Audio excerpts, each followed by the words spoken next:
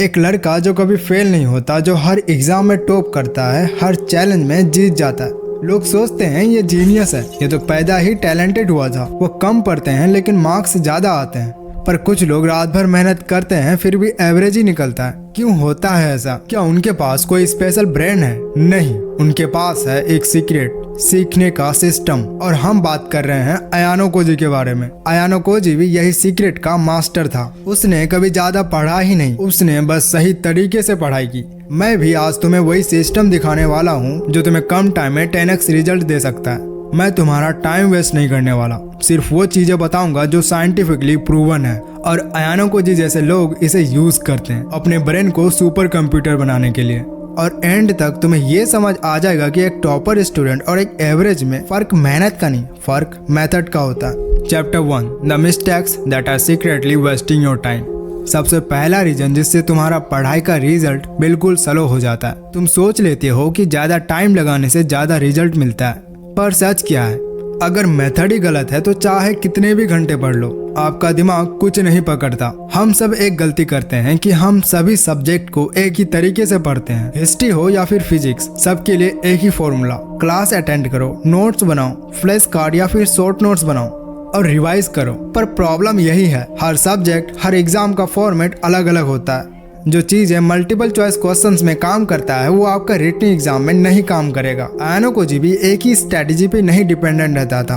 वो अपने exam format के हिसाब से अपना स्ट्रेटेजी बदलते रहता था। अगर उसे कॉन्सेप्ट समझना होता तो वो लिखता नहीं, वो डिस्कस करता है। अगर उसे फैक्ट्स याद रखने होते तो वो लिखता नहीं, वो उसे विजुअलाइज करता है। यानी वो अपने दिमाग के सिस्टम के साथ लड़ता है, उसके साथ काम करता है। और दूसरी गलती, तुम क्लास में नोट्स लिखने में इतना बिजी रहते हो कि समझने का टाइम ही नहीं मिलता। टीचर बोलता कुछ और है, तुम लिखते कुछ और हो। समझाता कुछ और है, तुम समझते कुछ और हो। समझ बिल्कुल जीरो आता है लेकिन कॉपी फुल हो जाता है। अयानो कोजी क्या करता था? वो क्लास में सिर्फ ऑब्जर्व करता था, सुनता था, एनालाइज करता था। नोट्स वो बाद में बनाता था जब उसका ब्रेन ऑलरेडी समझ चुका होता है, क्योंकि लिखने से ज्यादा पावरफुल होता है समझना। अगर तुम सिर्फ लिखने के लिए लिख रहे हो तो तुम सिर्फ पेन चला रहे हो, दिमाग नहीं। लेकिन जब तुम क्लास के बाद लिखते हो तो तुम मेमोरी को ट्रेन करते हो। तुम्हारा ब्रेन उस इंफॉर्मेशन को रिकॉल करता है और वही रिकॉल ही मेमोरी का रियल ट्रेनिंग होता है। और तीसरी गलती, तुम अपने दिमाग को ओवरफीड करते हो। एक लेक्चर के बाद दूसरा लेक्चर, दूसरा के बाद तीसरा लेक्चर। कभी तुम अपने दिमाग को प्रोसेस करने का टाइम ही नहीं देते। जैसे मान लो अगर तुम किसी कंप्यूटर में 100 टैब्स ओपन कर दो तो वो क्रैश हो जाता है, अच्छे से काम नहीं कर पाता है। सेम वे अगर आप भी अपने दिमाग को ओवरफीड करते हो तो वो भी क्रैश हो जाता है और आपको समझ बिल्कुल जीरो आता है और आपका दिमाग वहाँ पे काम नहीं कर पाता है। अगर तुम चाहते हो कि तुम्हारा दिमाग भी अयानो कोजी के जैसा हर चीजों को इंस्टेंटली ग्रैब कर पाए तो तुम्हें सबसे पहले अपने मिस्टेक्स को सुधारना पड़ेगा। जो मैंने आपको बताया इनमें से अगर कुछ भी गलती करते हो तो उन्हें आज ही के आज सुधार लो। हर सब्जेक्ट के लिए अलग स्ट्रेटेजी बनाओ, लिखने से ज्यादा समझने पे फोकस करो और ब्रेन को थोड़ा स्पेस दो ताकि वो तुम्हारे लिए काम करे, तुम्हारे अगेंस्ट में है। Chapter 2, how to trigger Ayanokoji level focus in under 1 minute. अब मान लो तुमने सारी गलतियां छोड़ दी पर अभी भी एक बहुत बड़ी प्रॉब्लम बाकी है, फोकस। कितना भी परफेक्ट प्लान बना लो, कितना भी परफेक्ट स्ट्रेटेजी बना लो, जब तक आपका फोकस शार्प नहीं है आप चीजों को जल्दी ग्रैब नहीं कर पाओगे। जैसे ही पढ़ने बैठते हो दिमाग इधर उधर भागने लगता है, कभी मोबाइल की तरफ, कभी इमेजिनेशन में, कभी किसी और के ख्यालों में, कभी थकान। ऐसा लगता है कि ब्रेन आपका सुन ही नहीं रहा, किसी और का सुन रहा है। साइंस कहता है कि आपका फोकस तभी एक्टिवेट होता है जब हमारा ब्रेन एक स्पेसिफिक केमिकल रिलीज करता है, एपिनेफ्रिन, एड्रेनलिन का कंट्रोल्ड वर्जन। अयानो कोजी को यह सिस्टम बहुत अच्छे से मालूम था। वो जबरदस्ती फोकस नहीं करता था, मतलब वो फोकस को फोर्स नहीं करता, वो अपने दिमाग को प्रिपेयर करता था। एक टेक्निक बता रहा हूँ जो कि सिर्फ 7 सेकंड का काम है। अपने कुर्सी पे सीधा बैठ जाओ, 25 से 30 डीप ब्रीथ्स लो, नोज से इनहेल और माउथ से exhale, just like this. Her exhale के बाद थोड़ा सा रुको, फिर एक बार पूरा सांस बाहर निकालकर 15 से 30 सेकंड तक ब्रीथ होल्ड करो। ज्यादा फोर्स नहीं करना है, जितना नेचुरली हो सके उतना ही। इससे क्या होता है, हमारा दिमाग अलर्ट मूड में चला जाता है और वो रेडी टू लर्न स्टेट में चला जाता है। स्टेप 2, अब सिर्फ एक काम करो, अपने रूम में एक सिंगल पॉइंट चूज करो। किसी वॉल पे एक डॉट हो या कोई छोटी ऑब्जेक्ट, उसी पे नजर टिकाओ 30 to 60 सेकंड तक। ब्लिंक कर सकते हो लेकिन नजर नहीं हिलानी। अब ये सुनने में बहुत ही सिंपल लगता है पर ये काम करता है। ये एक न्यूरो साइंटिफिक ट्रिक है क्योंकि मेंटल फोकस विजुअल फोकस को फॉलो करता है। जितनी देर तुम्हारी आंखें उस ऑब्जेक्ट पे टिका रहता है उतनी देर तुम्हारा ब्रेन डिस्ट्रैक्शंस को इग्नोर करता है। अयानो कोजी का भी यही सीक्रेट था। वो अपनी आंखों से अपने थॉट्स को कंट्रोल करता था। उसके लिए फोकस कोई एफर्ट नहीं था, वो एक नेचुरल सिस्टम था। अगर तुम चाहते हो कि तुम बिना स्ट्रेस के 100% कॉन्सेंट्रेट करो तो ये दोनों हैबिट्स अपने रूटीन में डाल देना। और सबसे बड़ी बात, अगर तुम इस लेवल का फोकस स्टेट में पढ़ने गए तो चीजें 10x ज्यादा रिटेन होती है। मतलब आपको चीजें बहुत जल्दी याद होता है। इसके पीछे साइंस है। जब हमारा दिमाग अलर्ट मूड में चला जाता है तो चीजें बहुत जल्दी याद होती है। Chapter 3 the most underrated learning trick. अब तक हमने सीखा कि हमारी गलतियां क्या है और फोकस को कैसे एक्टिवेट करना है, लेकिन अयानो कोजी एक और सीक्रेट का यूज करता था जो उसे अलग बनाता है। अयानो कोजी ने मास्टरिंग का एक हिडन सीक्रेट समझा था, डूइंग नथिंग। वो काम नहीं करता था जब सब लोग काम कर रहे होते थे। सुनने में अजीब लगता है पर ध्यान से सुनो।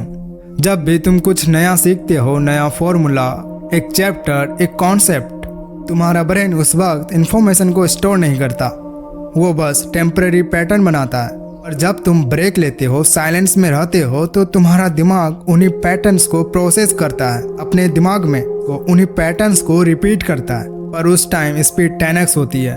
यानी जब तुम पढ़ते वक्त पॉज लेते हो तो तुम्हारा ब्रेन बैकग्राउंड में वही कॉन्सेप्ट्स रिवाइज करता है बिना तुम्हें पता चले। और इसी को कहते हैं गैप इफेक्ट। अयानो कोजी को इसके बारे में बहुत अच्छे से पता था, इसलिए वो 25 से 30 मिनट्स पढ़ाई करने के बाद सिर्फ 10 सेकंड का ब्रेक लेता था गैप इफेक्ट को अप्लाई करने के लिए। लेकिन उस 10 सेकंड्स में वो फोन नहीं चलाता, वो बस डूइंग नथिंग स्टेट में रहता था। तुम सोचोगे 10 सेकंड्स में क्या ही होगा। साइंस कहती है कि इसी 10 सेकंड्स में ब्रेन वो सारे कनेक्शंस को बनाता है जो एक्टिव पढ़ाई के दौरान इनकम्प्लीट होता है। और जब वो कनेक्शंस स्ट्रांग होते हैं तो तुम्हें याद रखने के लिए 5 बार रिवाइज नहीं करना पड़ेगा। Okay, revision is also important, but अगर तुम इन चीजों को अप्लाई करोगे तो तुम्हें उतना रिवाइज नहीं करना पड़ेगा। अब आगे से जब तुम पढ़ाई कर रहे हो, हर 25 मिनट के बाद 10 से 15 सेकंड के लिए रुक जाओ, आंखें बंद कर लो या बस सीधा देखते रहो, कुछ मत करो। ये नथिंग ही एक्चुअली तुम्हारे ब्रेन का एवरीथिंग है। अयानो कोजी का दिमाग इसलिए काम लगता था क्योंकि वो ब्रेन को टाइम देता था ऑब्जर्व करने का, अटैक करने का नहीं। Chapter 4 how to lock knowledge permanent. Memory एक सिस्टम है और उस सिस्टम को सील करने के लिए चाहिए एक मार्कर, और वो मार्कर है एड्रेनलिन। देखो, साइंस कहती है कि हमारे ब्रेन में एड्रेनलिन का स्पाइक तभी आता है जब हमारा बॉडी एक इमोशनल या अलर्ट स्टेट में होता है। जब ये स्पाइक लर्निंग के टाइम आता है तो हमारा ब्रेन उस इन्फॉर्मेशन को इम्पोर्टेंट मार्क कर देता है, यानी वो नॉलेज हमारे शॉर्ट टर्म मेमोरी से लॉन्ग टर्म मेमोरी में चला जाता है, वो भी परमानेंटली। अयानो कोजी ये सिस्टम यूज करता था। उसके लिए लर्निंग सिर्फ पढ़ाई नहीं थी, वो इमोशनल ट्रिगर था। हर कॉन्सेप्ट के बाद वो एड्रेनलिन को स्पाइक करता था, कभी डीप ब्रीथिंग से, कभी कोल्ड वाटर से, कभी सिर्फ अपने एनवायरनमेंट को चेंज करके। तुम भी कर सकते हो। अगर तुम किसी टॉपिक का पढ़ाई खत्म करते हो तो उसके बाद एक छोटी सी कोल्ड एक्सपोजर लो, एक कोल्ड शावर, या बस अपने फेस पे ठंडा पानी मारो, या फिर एक स्ट्रॉन्ग ब्लैक कॉफी। कैफीन भी एड्रेनलिन रिलीज करता है। ये स्पाइक एक सिग्नल देता है तुम्हारे ब्रेन को, ये इंपॉर्टेंट है, इसे याद रखना है। अब आता है लास्ट स्टेप, NSDR यानी non sleep deep rest. NSDR का मतलब है तुम्हारे ब्रेन को रेस्ट देना बिना सोए। ये कोई नेप नहीं है, ये एक रेस्ट है जिससे तुम्हारा ब्रेन सर्किट्स को रिपेयर करता है। कुछ लोग इसे मेडिटेशन बोलते हैं, कुछ लोग इसे डीप ब्रीथ बोलते हैं, और कुछ लोग इसे गाइडेड रिलैक्सेशन, लेकिन काम एक ही करता है। तुम्हारा ब्रेन शांत होता है और लर्निंग बिल्कुल 2x डीप सील हो जाती है। अयानो कोजी के लिए NSDR एक रिचुअल था। वो हर इंटेंस स्टडी के बाद कुछ मिनट्स के लिए साइलेंस में चला जाता था। वो उस टाइम पे कोई फोन यूज नहीं करता था, ना ही कोई अनयूजुअल थॉट्स। उस टाइम पे उसका दिमाग बैकग्राउंड में सब कुछ रीअरेंज करता था, कॉन्सेप्ट्स, मेमोरी, इमोशंस सब अलाइन कर देता था। चलो एक बार रिकेप कर लेते हैं। ये समझो कि हर सब्जेक्ट अलग होता है, हर सब्जेक्ट के लिए अलग स्ट्रेटेजी बनाओ, अलग फॉर्मेट यूज करो। मेहनत नहीं, मेथड मैटर करता है। कोर्स फोकस नहीं होता, प्रिपेयर होता है। ब्रीदिंग और विजुअल लॉक ट्रिक तुम्हें अलर्ट करता है, जिससे तुम्हारा ब्रेन एक वॉरियर मूड में आ जाता है। Doing nothing is not wasting time, वो तुम्हारा ब्रेन का एक सीक्रेट रिप्ले बटन होता है। हर ब्रेक में तुम्हारा दिमाग अपने आप सीखता है। नॉलेज को लॉक करने के लिए एड्रेनलिन का स्पाइक चाहिए, थोड़ा कोल्ड एक्सपोजर या एक स्ट्रॉन्ग कप कॉफी, और उसके बाद NSDR अपने ब्रेन को रिलैक्स करने के लिए। अगर तुम यहाँ तक वीडियो देख रहे हो मतलब तुम सिर्फ स्टूडेंट नहीं एक लर्नर हो, और लर्नर कभी फेल नहीं होता, वो सिर्फ इवॉल्व करता है। मैं तुम्हें एक प्रॉमिस करता हूँ, अगर तुम इस फ्रेमवर्क को 7 दिन भी फॉलो करे तो तुम्हें पढ़ाई बोरिंग नहीं लगेगी, वो एडिक्टिव लगने लगेगी। अगर ये वीडियो आपके दिमाग में स्पार्क जगाया हो तो अपने दोस्तों के साथ शेयर जरूर करना। ऐसे वीडियोस के लिए हमारे इस चैनल को लाइक एंड सब्सक्राइब जरूर करना, एंड कमेंट में बता सकते हो कैसा लगा ये वीडियो।